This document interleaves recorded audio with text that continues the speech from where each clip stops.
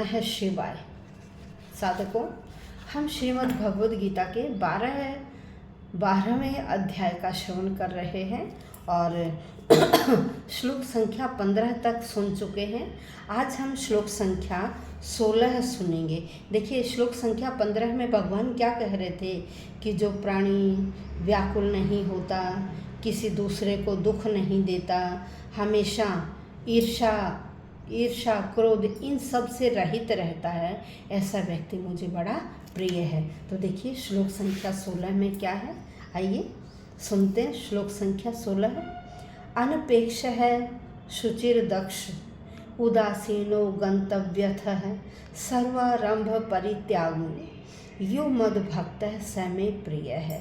अब यहाँ भगवान कहते हैं, देखिए जो व्यक्ति किसी चीज़ की इच्छा नहीं करता कि मुझे ये चाहिए, ये चाहिए, ये ज़रूरी है, ये ज़रूरी है, जो इस प्रकार से इच्छाओं से रहित है, उसकी कोई आवश्यकता नहीं, कोई ज़रूरत नहीं है, और शरीर से भी बड़ा शुद्ध है, विचारों से भी शुद्ध है, मन से शुद्ध है, वाणी से शुद्ध है, शरीर से शुद्ध है। भाई मन और वाणी कैसे होगी कि किसी दूसरे के प्रति हम बुरे विचार अपने मन में न लाएं, तो हमारा मन शुद्ध रहेगा।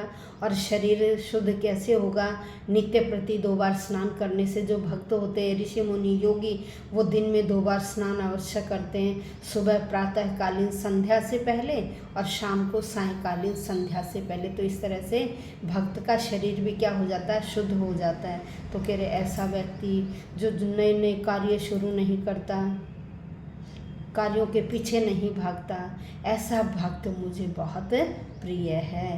तो देखिए क्या कहते हैं भगवान, अनपेक्ष है, जो व्यक्ति इच्छाओं से रहित है, शुचिर दक्ष है, पवित्र है, और क्या है, निपुण है। उदासीन का मतलब क्या है कि ये नहीं कि हाथ पे हाथ धरे बैठे रहना कि मैंने कुछ नहीं करना, बस जो किस्मत में होगा हो जाएगा। नहीं, वह कार्य करता है लेकिन भगवान को अर्पित करते रहे, भगवान के लिए कार्य करता है। न सुख में सुखी होता है, न दुख में दुखी होता है, वो तटस्थ रहता है, तो उसे बोलते हैं उदासीन।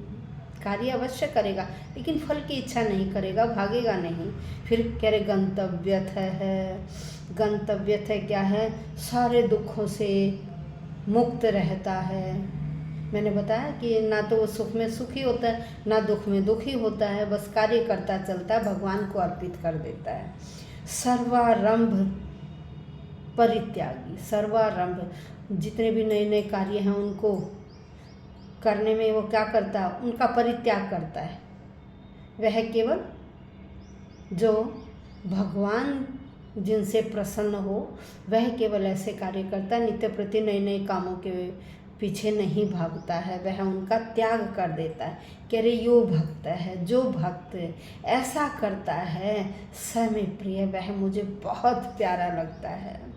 भगवान कहते हैं मेरा भक्त तो सामान्य कार्यकलापों पर आश्रित नहीं रहता है, उसका मन शरीर सब शुद्ध है, निपुण है, वह चिंता से रहित है, सभी दुखों से भी रहित है, किसी भी फल के लिए वह कामना नहीं करता है, और इसीलिए ऐसा व्यक्ति केवल कार्य करता है, वो फल की इच्छा नहीं करता। तो मुझे ऐसा व्यक्ति बहुत प्रिय है। देखिए भक्त धन के पीछे नहीं भागता, केवल कार्य करता है, भगवान उसे जितना देता है वो उसमें संतुष्ट रहता है। और जो भक्त व्यक्ति है, यदि कोई दूसरा उसका स्पर्श भी कर लेगा, उसका दर्शन कर लेगा, उसके भाषण सुन लेगा, तो दूसरा व्यक्ति भी शुद्ध हो जाता है। तो देखिए भक्त का कितना महत्व है। तो हमें भी क्या करना चाहिए, भक्तों का संग करना चाहिए, और हम स्वयं भी भगवान का भक्त बनने की कोशिश करें, इन इच्छाओं का त्याग करें। और ये क्या है, ये शरीर नश्वर है, आत्मा नश्वर है, हमारा तो कुछ भी नहीं है। हम जिस हर कार्य के लिए कहते हैं मैं, मेरा शरीर, मेरी चीज़, अरे ये हमारा नहीं है, यह तो क्षणिक है। आए हैं जितने समय के लिए भगवान ने हमें भेजा, उतने समय तक इस शरीर में रहते हुए वो कार्य करेंगे, और उसके बाद यहाँ से चले जाएंगे, पता भी नहीं चलेगा कि हम कहाँ गए। तो क्या करना है, हमें भगवान का भक्त बनना है, प्रिय बनना है, तो अगर हम भक्त बनते हैं तो हमारे शरीर के दर्शन से, स्पर्श से और व्यक्ति भी शुद्ध हो जाते हैं। और ऐसा शरीर क्या करता है भाई, हवा भी शुद्ध देता है। अगर कोई ऐसे का स्पर्श करेगा तो हवा भी क्या होगी, शुद्ध होगी। और इसीलिए महापुरुष, ज्ञानी, योगी क्या होते हैं, शुद्ध भक्त कहलाते हैं।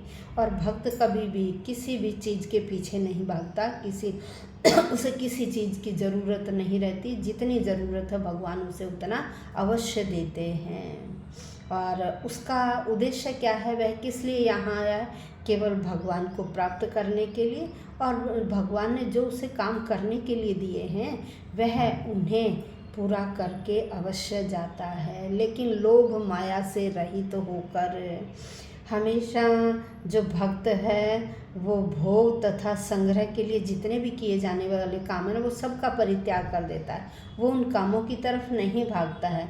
उसके द्वारा जो कर्म किए जाते हैं वो केवल भगवान को प्रसन्न करने के लिए, वो जो भी कार्य करता है भगवान को अर्पित कर देता है, भगवान को प्रसन्न कर देता है। अपने लिए वह कुछ नहीं करता है।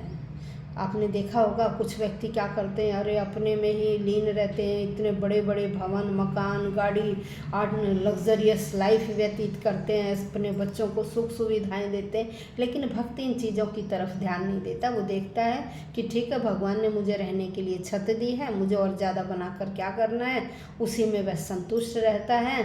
और जो कर्तव्य है, बच्चों को पढ़ाना लिखाना, उन्हें काबिल बनाना, वो सारे काम करता है। और इस तरह से बच्चे भी उसके बड़े निपुण होते हैं, हर कार्य में दक्ष होते हैं। और अपने ऊपर वह व्यक्ति कुछ ज़्यादा खर्च नहीं करता है, केवल अपना घर न बनाकर बड़ा वह भगवान के मंदिर में खर्च करना चाहेगा। कहीं मंदिर बनवा देगा, कहीं जलाशय बनवा देगा, कहीं प्याऊ लगवाएगा। इस तरह से वह जो भगवान ने उसे धन दिया है वो उनमें खर्च कर देता है और अपने लिए वह कुछ नहीं करता। उसका एकमात्र उद्देश्य क्या है, भगवान को प्रसन्न करना, भगवान की भक्ति में लीन रहना और भगवान के प्रति उसका स्वाभाविक प्रेम रहता है। वह किसी लोभ मोह माया में, इस सांसारिक मोह माया में वह फंसता नहीं है। तो देखिए भगवान कितनी अच्छी बातें बता रहे हैं यहाँ अर्जुन को। तो हमें भी इन बातों पर अवश्य अमल करना चाहिए। अपने बड़े बूढ़ों को भी हम ये वीडियो सुनाएं, आप भी पूरी सुने, बीच में न छोड़ें। लाइक कीजिए, शेयर कीजिए। यदि किसी ने सब्सक्राइब नहीं किया हो तो सब्सक्राइब भी अवश्य कीजिए और कमेंट बॉक्स में कमेंट अवश्य लिखिएगा। इस बहाने से भगवान का आप एक नाम तो प्रतिदिन जप लेंगे, ओम नमः शिवाय या ओम नमो भगवते वासुदेवाय। धन्यवाद।